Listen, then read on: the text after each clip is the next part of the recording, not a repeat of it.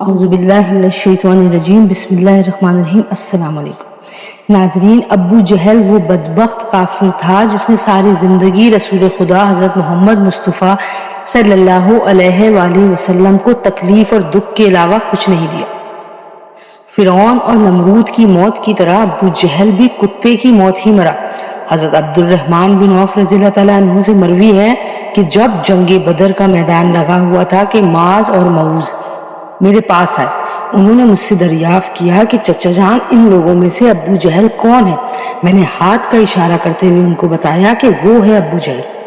انہوں نے کہا کہ چچا جان اس ظالم نے ہمارے نبی کریم صلی اللہ علیہ وآلہ وسلم کو بہت ہی زیادہ دکھ اور تکالیف دی ہیں،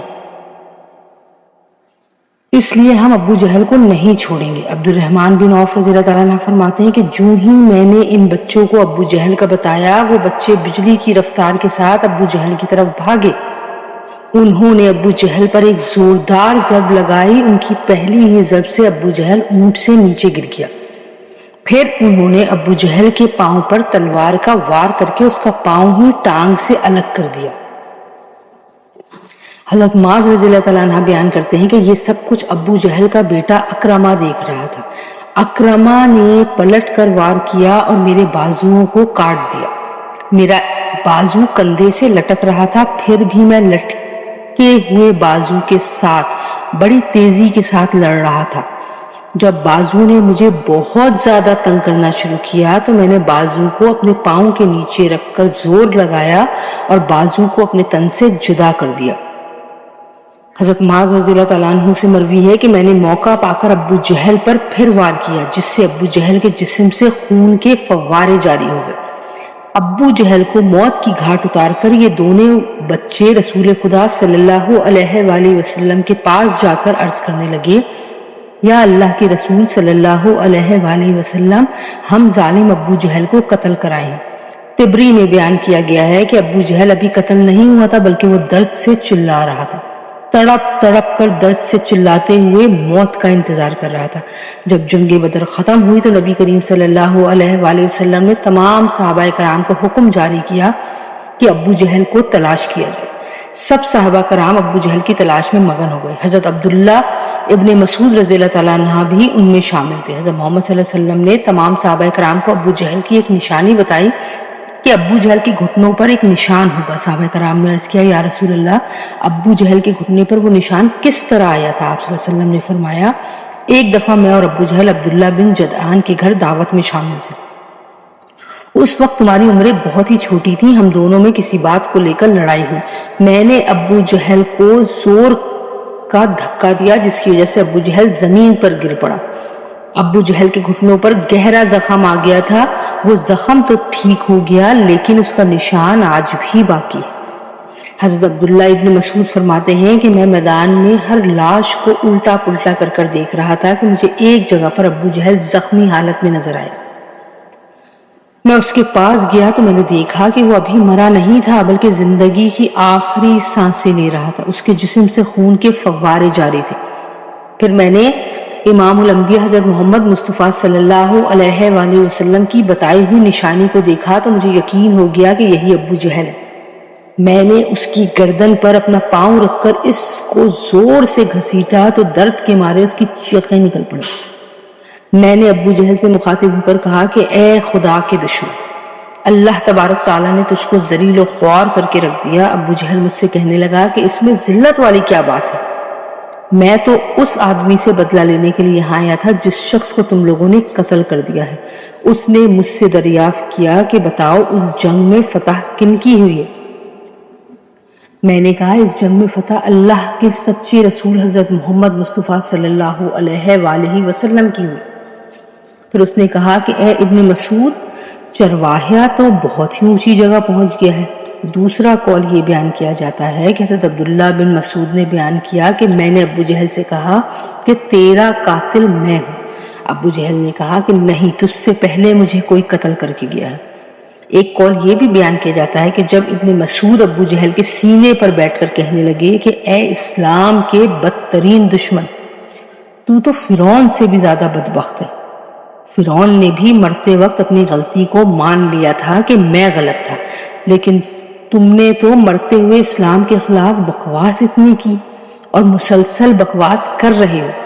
یہ سن کر ابو جہل نے جواب دیا کہ اپنے آقا محمد مصطفیٰ صلی اللہ علیہ وآلہ وسلم کو جا کر میرا یہ پیغام دے دینا کہ ابو جہل تو اس دنیا سے چلا گیا ہے، لیکن وہ یہ پیغام دے کر گیا ہے کہ حضرت محمد مصطفیٰ صلی اللہ علیہ وآلہ وسلم کا سب سے بڑا دشمن میں ہی ہوں۔ ابو جہل کی زبان سے یہ سن کر میں نے ابو جہل کی تلوار سے ہی ابو جہل کے جسم سے اس کا سر جدا کر کے رکھ دیا۔ فرماتے ہیں کہ میں جسم سے سر کو جدا کر کے نبی کریم صلی اللہ علیہ وآلہ وسلم کے پاس لے گیا۔ میں نے آقا دو جہاں کی بارگاہ میں ابو جہل کا سر پیش کرتے ہوئے عرض کیا، یا رسول اللہ صلی اللہ علیہ وآلہ وسلم، یہ لیں ابو جہل کا سر۔ رسول خدا نے فرمایا، قسم ہے اس ذات کی جس کے قبضے میں میری جان ہے، بے شک یہی ابو جہل کا سر ہے۔ پھر آپ صلی اللہ علیہ وآلہ وسلم نے ابو جہل کے سر کے پاس کھڑے ہو کر فرمایا، یہ کافر ابو جہل اس امت کا سب سے خطرناک اور ظالم فرعون۔ یاد رکھو، ہر امت میں ایک فرعون ہوتا ہے، جبکہ میری امت کا فرعون ابو جہل تھا۔ اللہ تعالیٰ کا شکر ہے کہ یہ بدبخت ہلاک ہو گیا۔ روایات میں اس طرح سے بیان کیا گیا ہے کہ رسول خدا صلی اللہ علیہ وآلہ وسلم نے شکرانے کے نوافل ادا کیے۔ پیارے نبی حضرت محمد مصطفیٰ صلی اللہ علیہ وآلہ وسلم کے فرمانے پر ابو جہل کی لاش، سر اور قریش کے 24 سرداروں کو ایک کنویں میں پھینک دیا گیا۔ اس کے بعد اللہ کے نبی حضرت محمد مصطفیٰ صلی اللہ علیہ وآلہ وسلم 3 دن میدان بدر میں رہے اور جاتے ہوئے اس کنویں پر بھی گئے جہاں کفار مکہ کی لاشیں پھینکی گئی تھیں۔ حضرت محمد مصطفیٰ صلی اللہ علیہ وآلہ وسلم نے کنویں پر کھڑے ہو کر قتل ہونے والے کو یہ فرمایا کہ اے کنویں میں پھینکی گئی لاشوں، کیا تم نے اللہ تعالیٰ کے وعدے کو پورا ہوتے ہوئے پا لیا ہے؟ اللہ تعالیٰ کا وعدہ سچ ثابت ہو گیا۔ حضرت انس رضی اللہ تعالیٰ عنہ سے مروی ہے کہ رسول خدا صلی اللہ علیہ وآلہ وسلم نے آدھی رات کے وقت ان تمام لاشوں کے نام لے کر فرمایا، اے ابو جہل بن ہشام، اے عتبہ بن ربی۔ اس طرح نبی کریم صلی اللہ علیہ وآلہ وسلم نے کنویں میں پھینکی گئی تمام لاشوں کے نام لیے اور فرمایا، کیا تم نے رب کائنات کا وعدہ پورا ہوتے ہوئے دیکھ لیا ہے؟ کیا تم نے اپنے خداؤں بتوں کا وعدہ سچ پایا، یا میرے خدا نے جو مجھ سے وعدہ کیا تھا وہ سچ ثابت ہو گیا ہے؟ اس پر صحابہ کرام نے پوچھا، یا اللہ کے رسول صلی اللہ علیہ وآلہ وسلم، آپ لاشوں سے باتیں کر رہے ہیں؟ حضرت محمد صلی اللہ علیہ وسلم نے فرمایا کہ جو باتیں میں ان سے کر رہا ہوں تم ان لاشوں سے زیادہ نہیں سنتے ہو، بس یہ لاشیں بول نہیں سکتی، سب کچھ سن رہی ہیں۔ امام طبری لکھتے ہیں کہ محمد بن اسحاق بیان کرتے ہیں کہ بعض علماء کرام نے یہ بات بیان کرتے ہوئے کہا ہے کہ تم لوگوں نے مجھ سے دشمنی کی، بلکہ دوسرے لوگوں نے مجھ سے دوستی کی۔